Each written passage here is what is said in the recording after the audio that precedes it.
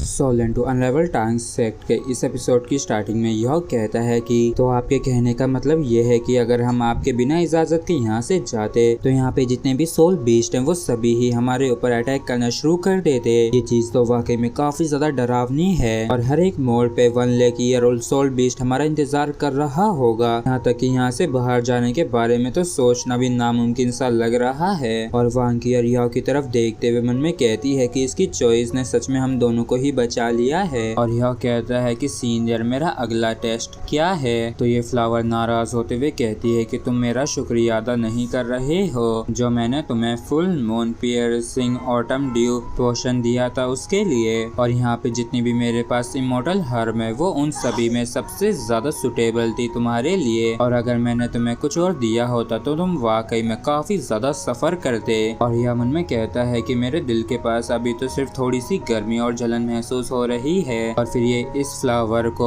उस immortal herb के लिए शुक्रिया अदा करता है। और फिर ये सीधे पॉइंट पे आते हुए कहता है कि तो मेरा अगला टेस्ट क्या है। तो ये फ्लावर कहती है कि अभी जो तुमने टेस्ट दिया है उससे सिर्फ यही प्रूफ होता है कि हम तुम पे ट्रस्ट कर सकते हैं या नहीं। और अगला जो टेस्ट है वो सिर्फ तुम पे और तुम्हारी स्ट्रेंथ पे ही डिपेंड करता है। और अगर तुम्हारे पास अच्छी खासी मात्रा में स्ट्रेंथ नहीं हुई तो तुम ज्यादा समय तक टिक नहीं पाओगे। और ये तुम्हारी पावर का टेस्ट है। और अगर तुम्हारे पास पावर नहीं है तो तुम काफी बुरी तरीके से हारने वाले हो। और इस तरह यह मन में कहता है कि क्या मुझे 10,000 साल इंतजार करना पड़ेगा किसी और का कि वो आके मेरा टेस्ट ले। तो यह इससे कहता है कि क्या तुम सीधे मुद्दे पे आओगी क्या। तो ये फ्लावर होते हुए कहते हैं कि ये काफी ज्यादा दुख भरा होता है जब कोई यहाँ पे बात करने वाला नहीं होता है। और आखिरकार जब मुझे कोई मिला है बात करने के लिए लेकिन तुम कह रहे हो कि तुम मुझसे बात नहीं करना चाहते हो। क्या तुम में इंसानियत नाम की भी कोई चीज है या नहीं। और मैं एकदम बेस्ट पर्सन को जानती हूँ जो कि तुम्हारे इस टेस्ट लेने के लिए अच्छा है। और फिर ये एक जियाओर नाम के फ्लावर को आवाज लगाती है और हम देखते हैं कि वो प्लांट बीस्ट वाकई में काफी खतरनाक होता है और गुस्से वाला भी। और वो कहता है कि तुम लोग तो कितने ज्यादा बेकार हो और तुम सभी के सभी कमजोर से बेवकूफ हो और तुम कितनी ज्यादा बातूनी हो और तुमने मेरे सपने को बाधित कर दिया है। और इस फ्लावर को देख के वांगियर काफी हैरान होती है और कहती है कि आखिर वो फ्लावर क्या है। और यह कहता है कि इसके उड़ते ही यहाँ का टेम्परेचर काफी तेजी से बढ़ गया है। जबकि इस तरफ ये फ्लावर काफी प्यार से कहती है कि प्लीज ऐसा मत कहो जियाओ, तुम्हें इस लड़के का टेस्ट लेना होगा और बताओ ना क्या तुम नहीं लोगे क्या। और अगर शायद ये उसे पास कर पाया तो हमें वो मिल जाएगा जिसे हम आखिरकार उसे दे सकते हैं। जबकि इस तरफ ये जियाओ गुस्से से कहता है कि मैं सिर्फ उसी पर्सन का टेस्ट लूंगा जिसका कल्टीवेशन मेरे बराबर का होगा, लेकिन मुझे ये भी उम्मीद है कि उस जैसा कोई नहीं आएगा।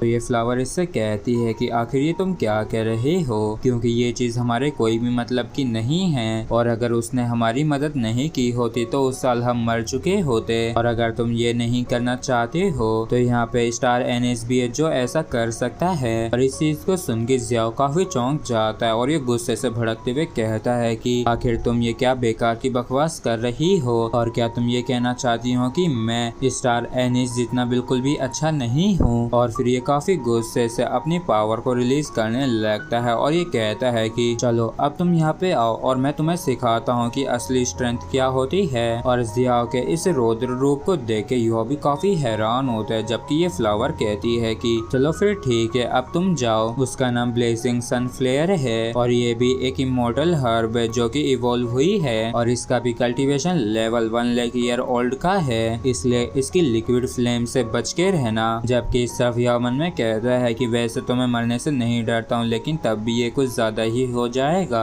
और इसका जो 1 लाख ईयर का कल्टीवेशन है जिसकी वजह से हमारे बीच के कल्टीवेशन का जो गैप है वो कुछ ज्यादा ही बड़ा है। और ये बिल्कुल वैसा ही है जैसे कि तुम मुझसे मरने के लिए कह रही हो। तो ये फ्लावर कहती है कि इडियट, किसने कहा कि तुम उस फ्लावर से लड़ने जा रहे हो क्योंकि जब तुम उसके पास जाओगे तो वो बस तुम्हारा टेस्ट ही लेगा जिससे सिर्फ तुम्हें पास करने की जरूरत होगी। और इस चीज के लिए यह भी मान जाता है। और यह मन में कहता है कि जब से मेरी स्पिरिट आइज इवॉल्व हुई हैं उसके बाद से मैं बाकी लोगों की जो जनरल फीलिंग्स है उन्हें समझ सकता हूँ। और जब मैं क्यूअर की तरफ देखता हूँ तो उसे देख के ऐसा देखता है कि वो पूरी तरीके से चिंताओं से घिरी हुई है। जबकि सीनियर के हमारे प्रति किसी भी तरीके के बुरे इरादे नहीं हैं। और तो और मैं बाकी के इमोर्टल हर्ब से भी द्वेष की भावनाओं को महसूस कर सकता हूँ लेकिन वो तब गायब हो गई थी जब मैंने पहले वाले वाले टेस्ट को पास कर लिया था और मेरे सामने जो सोल बीस्ट है उसका कल्टीवेशन 1 लाख ईयर का है और तो यहाँ का वातावरण भी उसके अनुकूल है, जिसकी वजह से मैं उसके अपोनेंट बनने के भी काबिल नहीं हूँ। लेकिन सीनियर के अनुसार मुझे उसे हराने की कोई भी जरूरत नहीं है, मुझे बस ज्यादा से ज्यादा लंबे समय तक उसके सामने टिके रहने की कोशिश करनी है जिससे कि मैं इस टेस्ट को पास कर सकूं। के बाद हम देखते हैं कि युहा उस जियाओ फ्लावर के पास आ जाता है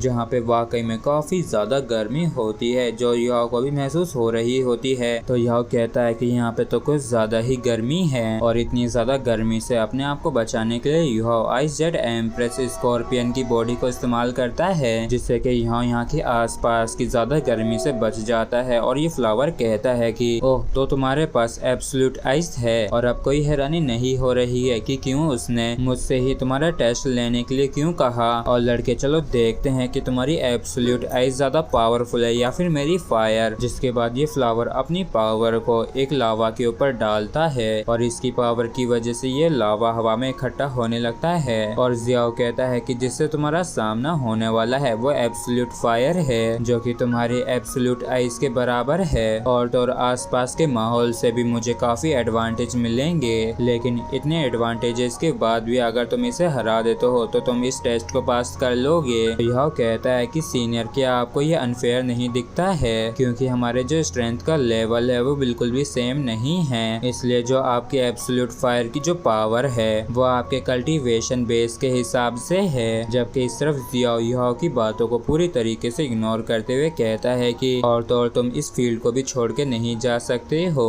क्योंकि ये बाकी लोगों को हर्ट होने से बचाती है, लेकिन अगर तुम तब भी ऐसा कुछ करते हो तो तुम हार जाओगे। तो यह कहता है कि इससे बेहतर तो यही होगा कि क्यों ना आप मुझे डायरेक्टली मार दें। और यहाँ पे ये जो लावा होता है ये रौद्र रूप लेने लगता है जिसकी वजह से युहा को प्रॉब्लम होती है और इसे भी पीछे हटना पड़ता है। और ये मन में कहता है कि यहाँ की जो हॉट एयर है उसने लंग्स को बर्न करना शुरू कर दिया है और इसकी ये जो एब्सोल्यूट फायर है उसे देख के ऐसा लगता है कि वो तो सिस्टर मा जियाओ ताओ की डार्क फिनिक्स से भी कहीं ज्यादा स्ट्रॉन्ग है। और युहा के सामने जो नजारा होता है उसे देख के युहा दंग रह जाता है और कहता है कि क्या ये फ्लेम कंडेंस होके शेप ले रही हैं? ऐसा तो नहीं हो सकता है। और देखते ही देखते वो फ्लेम्स मिलके एक लड़की का रूप ले लेती हैं। और जब युहा इसे एक इंसानी लड़की का रूप लेते हुए देखता है तो ये काफी चौंक जाता है। और इसी के साथ फ्रेंड्स एपिसोड भी हमारा यहीं पे खत्म होता है। अगर आप लोगों को वीडियो अच्छा लगा हो तो प्लीज चैनल को सब्सक्राइब और वीडियो को लाइक करना बिल्कुल भी ना भूलें। Thank you.